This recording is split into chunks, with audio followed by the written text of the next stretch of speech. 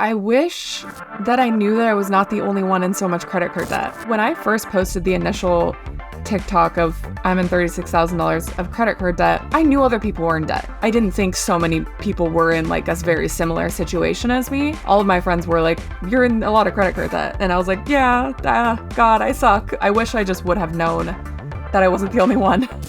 I am so excited to talk to Brittney Reynolds today, who is currently on a debt payoff journey.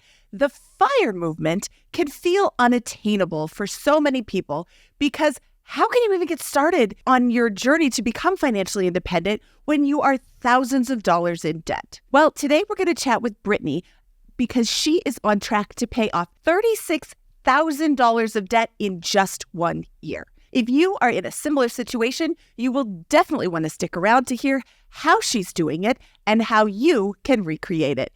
Brittney, thank you for joining me today. I'm so excited to talk to you. Yeah, I'm so excited to be here, Mindy. So let's jump into it. Do you know what FIRE is?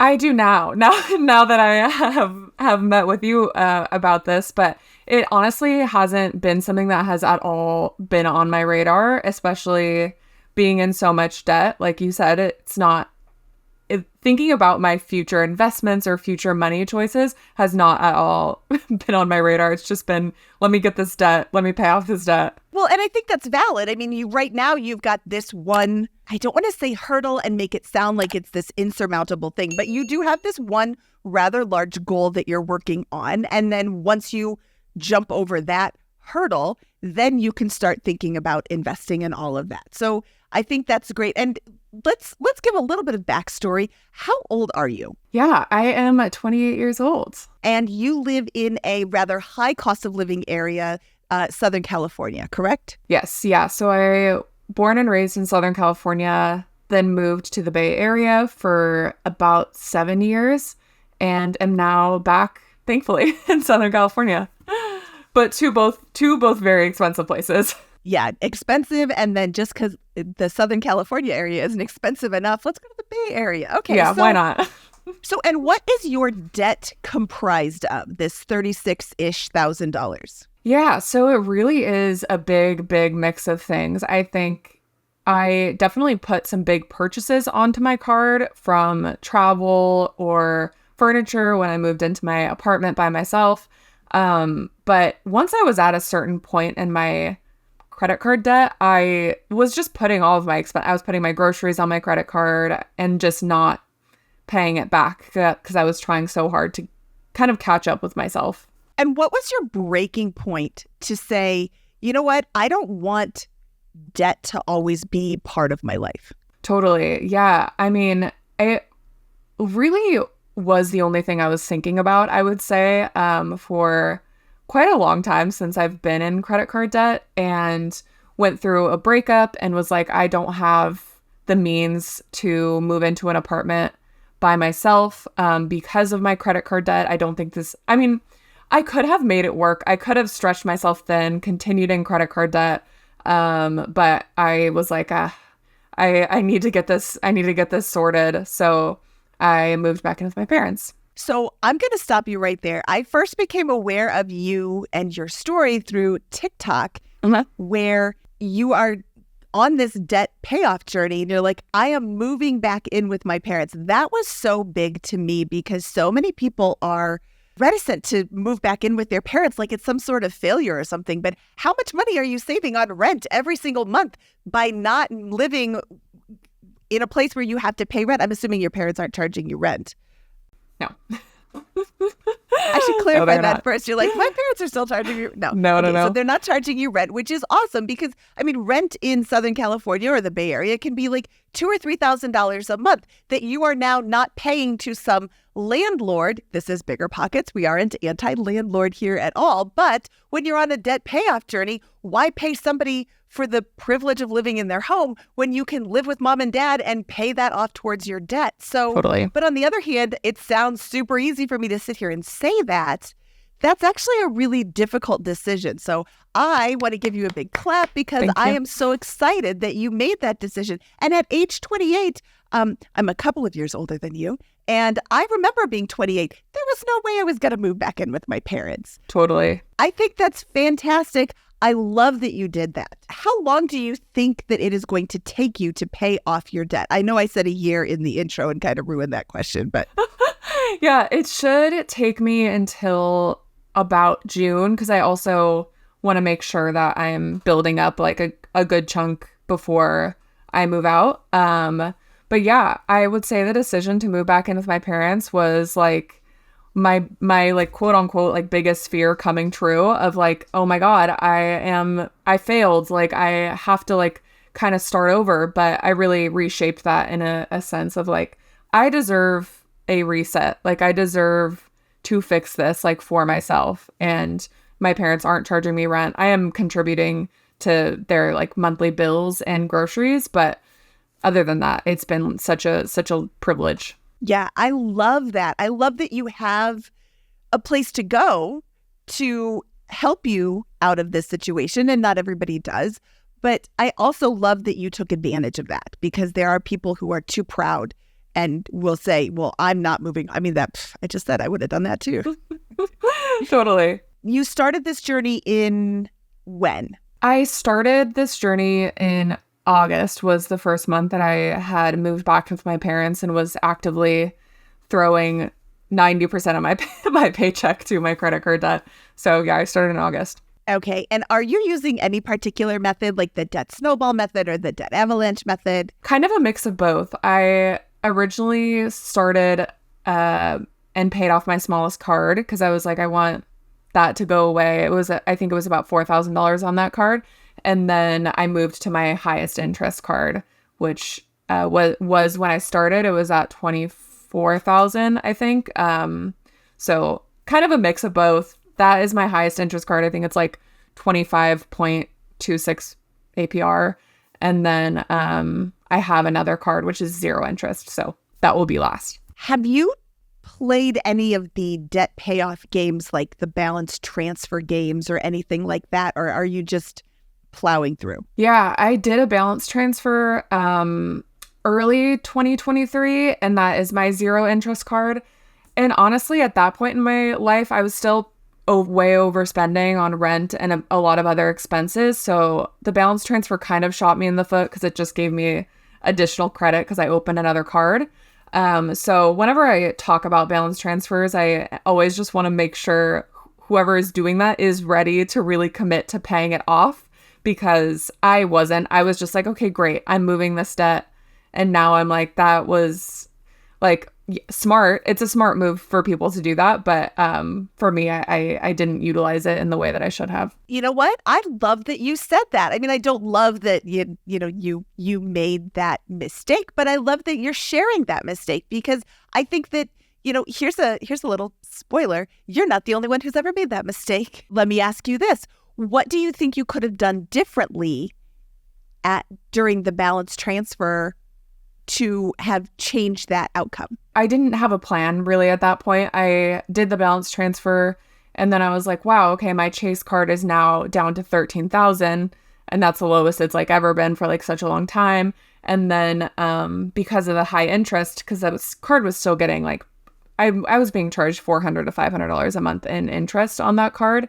I still was just paying catch up. Like I was like, I can't pay this off. So I'm still putting my grocery bills onto this credit card. I hadn't really sat down and made a plan for myself. I was just like, great, this moved. Now I'm going to continue living my life the way that I have been. Okay. So other than moving back in with your parents, what changes have you made in your spending habits, in your expenditures, just in general? I mean, I stripped my expenses down to the bone, which is like another thing I always tell people is going cold turkey doesn't work for everyone.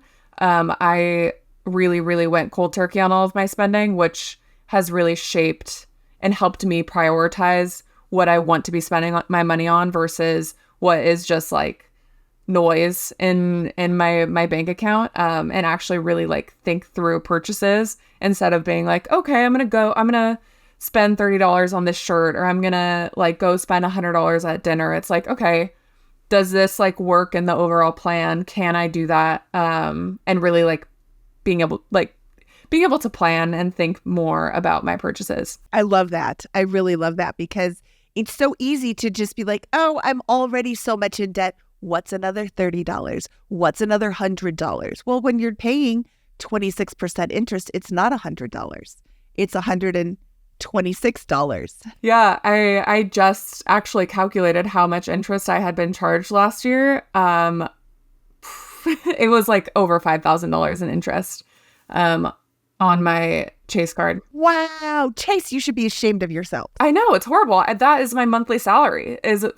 So it's just when you zoom out and people ask the question all the time, like, how did you get into so much credit card debt? It's like, well, I was being charged $500 in interest every single month. So on top of my payments, I was also having to pay this extra chunk. So it's just like, it becomes impossible for people. And I am very lucky that I have a good paying job to where I am able to make my minimums. I mean, obviously I'm paying way more than my minimums now, but like I can imagine how that would be really, really difficult if I wasn't making as much money as I am. So right. I think that's a really good point. Now, I haven't watched every video on your TikTok. Mm-hmm.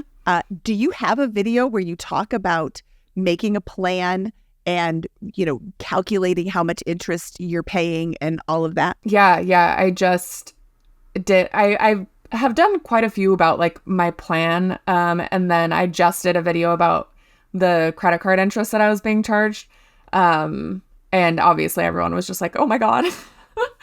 And that one went viral. And that whenever a video goes viral, you always get a really big mix of responses of how could you let this happen? And it's like, I'm used to it now. Like ever since I like started posting my credit card journey online, I have been getting a mixed bag of reactions. It's just like, well, that's just the reality. Like I think a lot of people don't look at the reality of being in debt and how much it costs just to be in debt. So I think it's something that's important for people to know.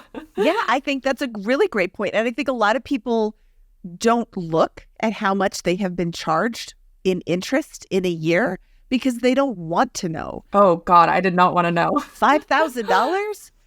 That's a lot of money. But I think that video is going to spur people to look at their own financial situation and be like, oh, maybe I want to change this. Yeah, I know. I always joke and people get very annoyed when I'm like laughing in my videos or like, oops, because they're like, this is serious. And it's like, for me, like, yes, it's serious, but also like I need to release that pressure from myself of like, you made this horrible decision. Like, of course, I know that my spending was outrageous and I shouldn't be in debt. Like, duh, obviously. But it's like, at this point, all we can do is like laugh through it and move through it and be like, okay, we're making good decisions for ourselves now.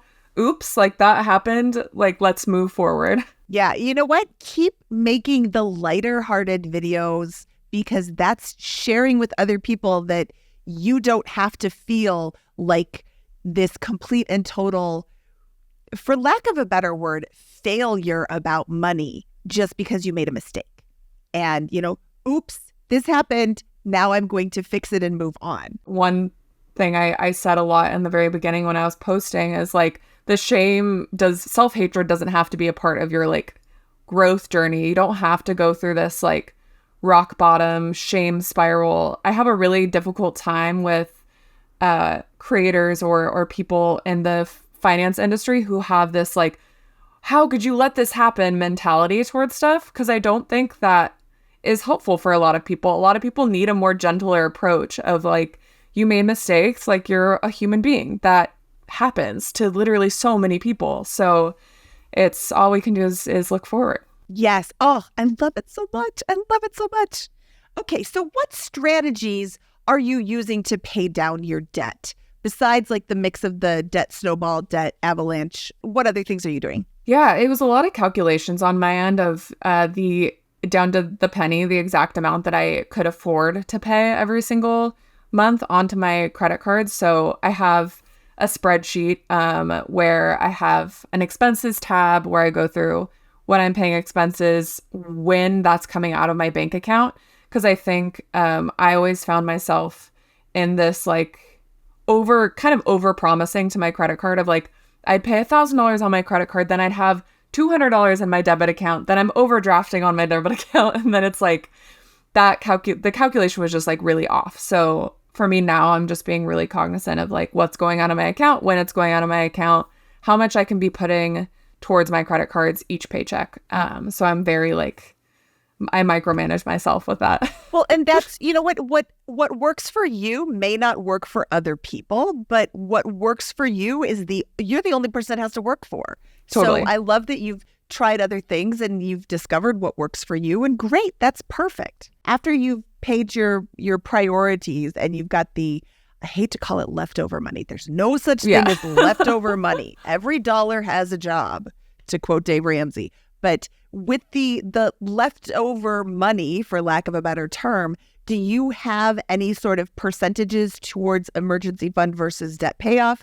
Or how do you handle that? Yeah, I similarly with like the calculations for my expenses, I calculated like what would a comfortable amount be for me to be putting into savings every single month.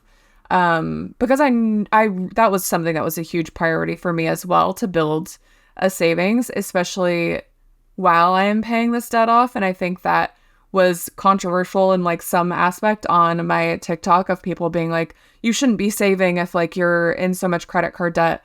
And by no means am I like putting like 50% of my paycheck into savings. I'm putting a small amount that like makes me feel like I'm slowly like building up some sort of net worth because, right, it's like I'm so used to it being negative. It's really nice to be able to like see a future where I do have some money. Where are you putting your emergency fund? And do you have different savings accounts, or is it all just one lump? Yeah, I have an account with Marcus by Goldman & Sachs, which is a high yield savings account. And in that account, I'm able to break it down. So I have 4 different savings accounts right now. I have my emergency fund, which I'm putting the most towards, my moving fund, which I'm like is my second tier one.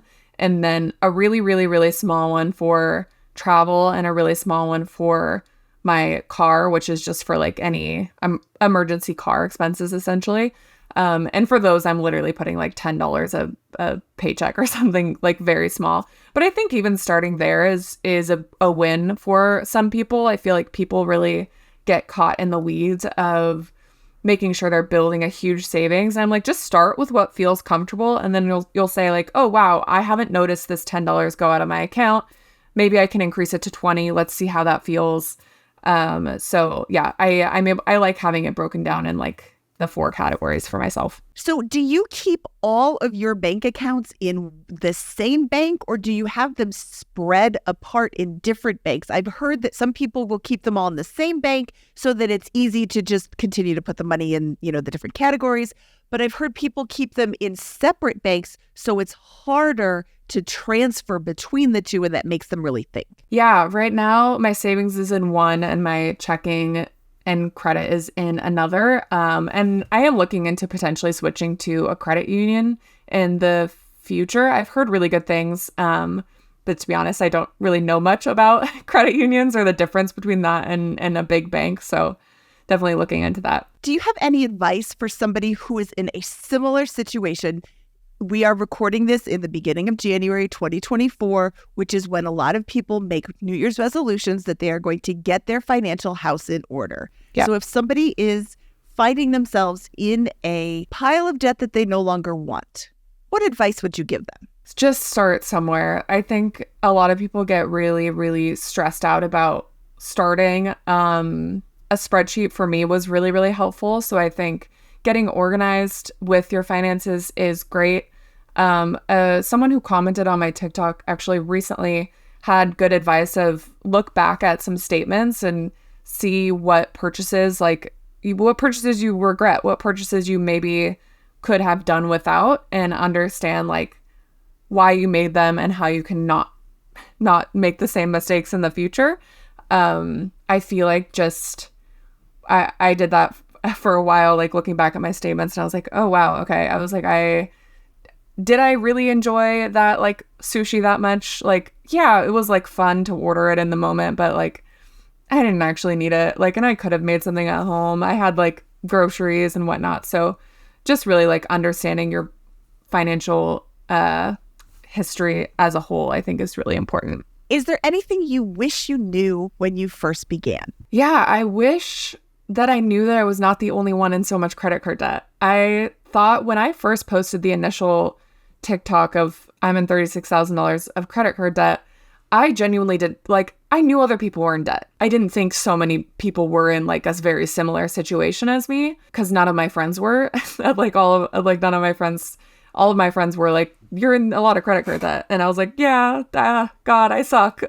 So I wish I just would have known that I wasn't the only one. I have been doing this for a lot of years, and $36,000 is nothing to sneeze at, but I have heard of people with a lot more. And, it would be so easy for you to have a lot more. Totally. So I love that you have decided that you're done. I am not going to have any more debt.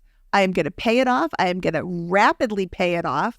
And then I am going to move on with my life. I love it so much. Yeah, thank you. Okay, Brittney, it was so fun talking to you. Thank you so much for your time today. Is there anywhere that the audience can find you online? Yeah, I am on TikTok, Britt, I believe 1T_Reynolds. And I've been posting my debt journey along with just other little day in the life at my parents' house content. I love it so much. Okay, that is at BRIT_REYNOLDS. Go check her out on TikTok. She is fantastic and just as genuine there as she is here. Thank you so much for your time, Britt. If you like this video, please click the thumbs up and don't forget to subscribe to this channel for more videos with inspiring stories like Brittney's. This is Mindy Jensen signing off. Awesome. Thank you so much. Oh my God.